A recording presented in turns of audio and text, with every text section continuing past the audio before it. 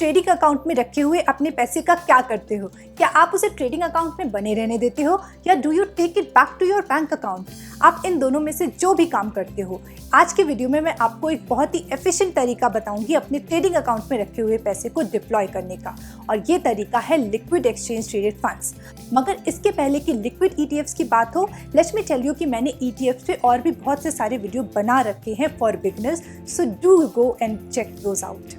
मैंने उनके लिंक्स भी वीडियो डिस्क्रिप्शन में शेयर कर दिए हैं। I am Aprajita, a certified financial planner and a financial journalist, and you are watching my YouTube channel. But before we begin the video, don't forget to subscribe to my YouTube channel and hit the bell icon to keep receiving new video notifications.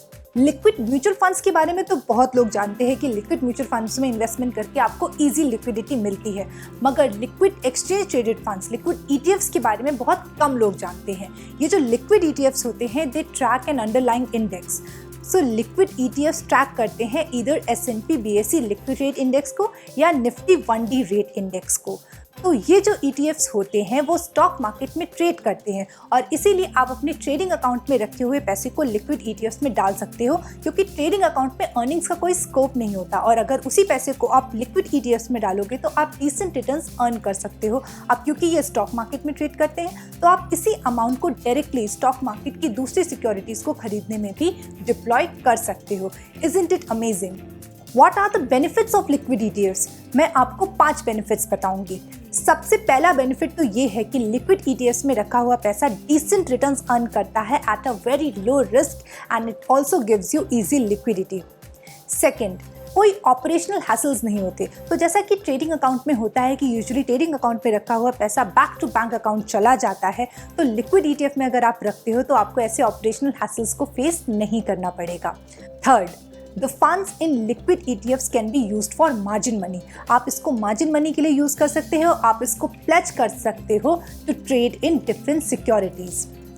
Fourth, आप जो stock market में profits book करते हो, आपको उसे bank account में रखने की जरूरत नहीं है। आप उसको लिक्विड ETFs में डिप्लॉय कर सकते हो, और इस तरह से आप प्रॉफिट्स के ऊपर और प्रॉफिट्स बना सकते हो।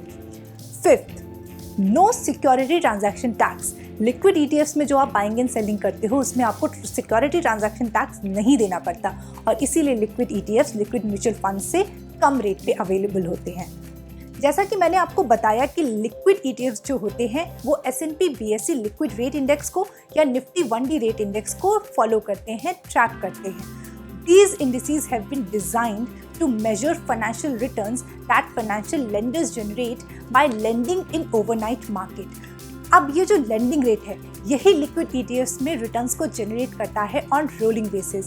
I'll explain it with an example. अगर हम specifically ICICI Prudential liquid ETF की बात करें, तो ये जो ETF है ये ट्रैक करता है S&P BSE liquid rate index को एज अ बेंचमार्क, और ये जो इंडेक्स है ये रिटर्न्स को जनरेट करता है at tri party repo rate for daily rolling deposits. अब ये ट्राई पार्टी रेपो रेट क्या होता है? So there is something called TREPS, tri party repo dealing system. यहाँ पे बोरोवर्स लेंडर से मिलते हैं मनी रेज करने के लिए overnight for daily settlements. They do it at ट्रेप्स rate.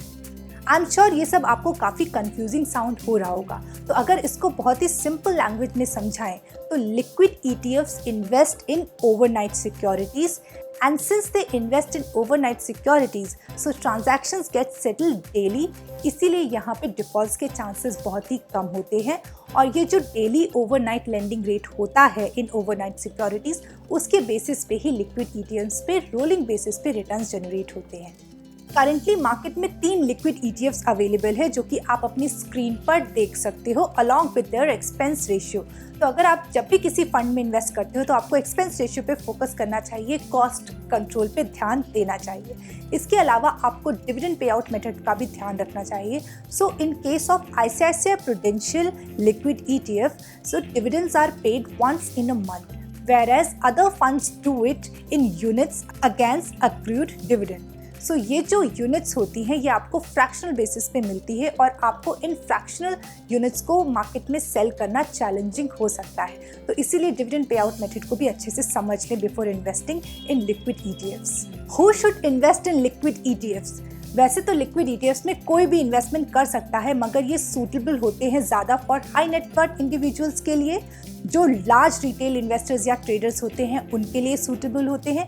इसके अलावा फ्यूचर्स एंड ऑप्शंस ब्रोकर्स के लिए सूटेबल होते हैं, साथ ही साथ पोर्टफोलियो मैनेजमेंट सर्विस प्रोवाइडर्स के लिए भी सूटेबल होते हैं।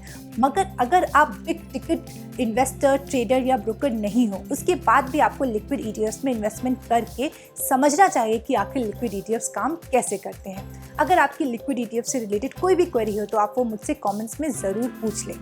और अगर आपको इस वीडियो का इंग्लिश वर्जन देखना है तो वो भी हमारे चैनल पे अवेलेबल है, तो आप उसको भी जाकर के ज़रूर देख लें। I will come back soon with another video.